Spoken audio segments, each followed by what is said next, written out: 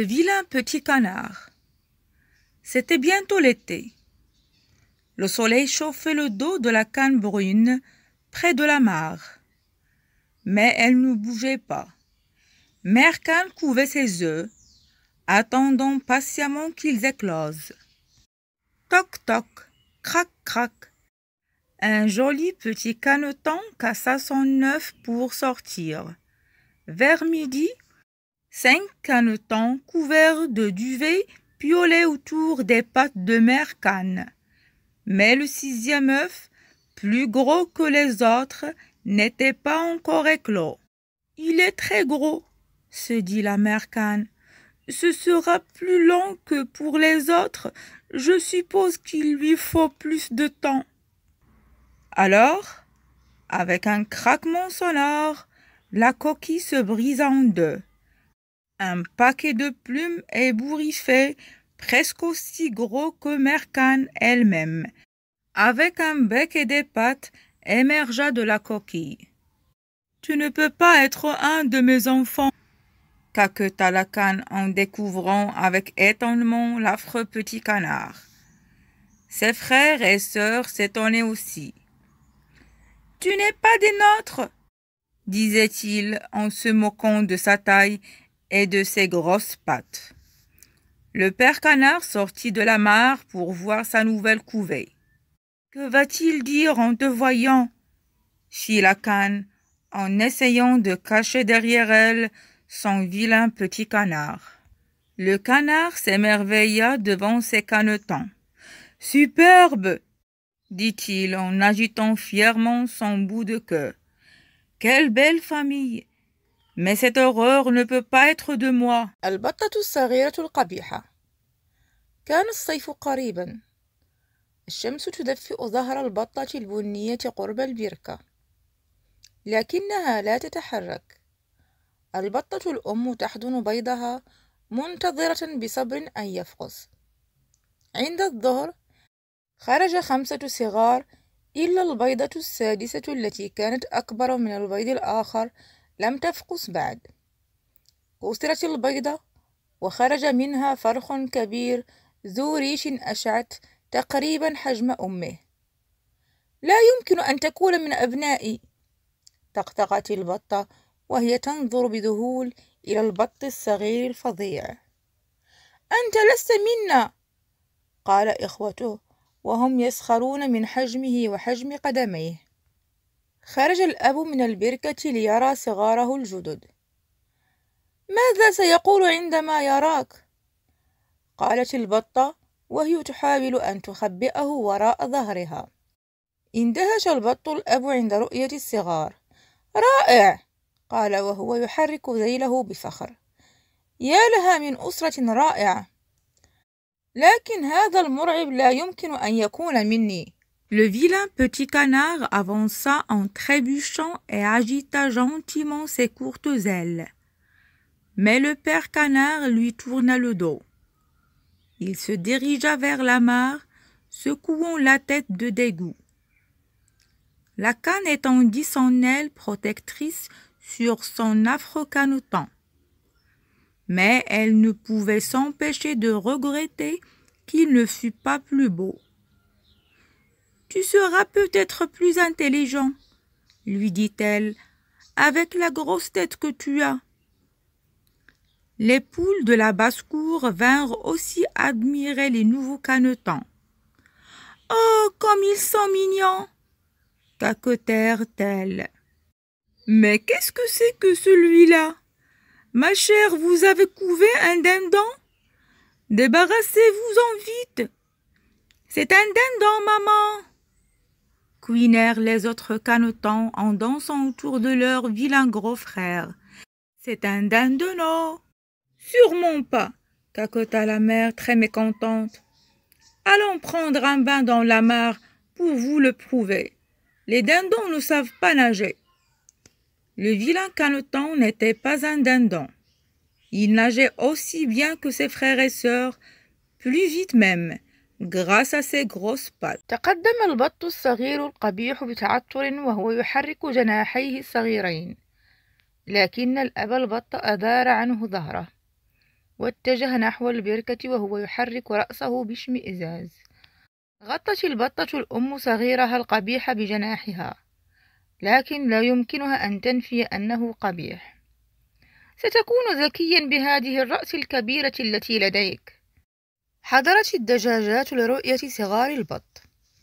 إنهم صغار رائعون، لكن من هذا؟ عزيزتي، لقد حضنت بيضة ديك رومي، تخلصي منه سريعا. إنه ديك رومي أمي، قال الصغار وهم يرقصون حول أخوهم الكبير القبيح. إنه صغير ديك رومي. حتما لا، قهقهت الأم بغضب. هيا نأخذ حماما في البركة لتتأكدوا، الديوك الرومية لا تعرف السباحة. البط الصغير القبيح ليس ديكا روميا، سبح أحسن من إخوته وأسرع منهم بفضل قدميه الكبيرتين. Mais tous les animaux réunis autour de la mare firent des remarques désobligeantes au sujet de l'affreux petit de la mère Cane. Une larme descendit le long du bec du vilain petit canard, tandis qu'il nageait pour atteindre l'autre bout de la mare. Il aurait préféré ne pas être né du tout. Un jour, les enfants de la ferme vinrent donner à manger au canard. Pendant qu'il leur jetait des restes de pain, de grands oiseaux blancs aux longs coups passèrent dans le ciel. Les enfants crièrent « Des cygnes, qu'ils sont beaux !» Quand les enfants virent le vilain petit canard, ils se moquèrent de lui. « Parions qu'il va devenir un gros canard bien gras. Nous le mangerons à Noël. Attrapons-le et montrons-le à maman. » Ils lui firent très peur en le poursuivant. Le caneton s'échappa de la mare et s'enfuit à travers champs jusqu'au bord d'une belle rivière. Il décida de rester là caché dans les roseaux malgré le froid qui devenait de plus en plus rigoureux.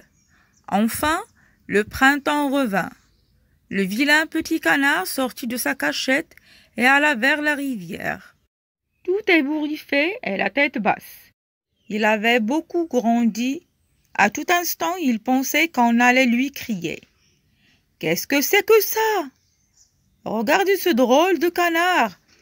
Il est vraiment affreux. » À ce moment, les grands oiseaux blancs qu'il avait déjà vus passèrent dans le ciel et plongèrent dans la rivière, fendant l'eau de leurs puissants jabots.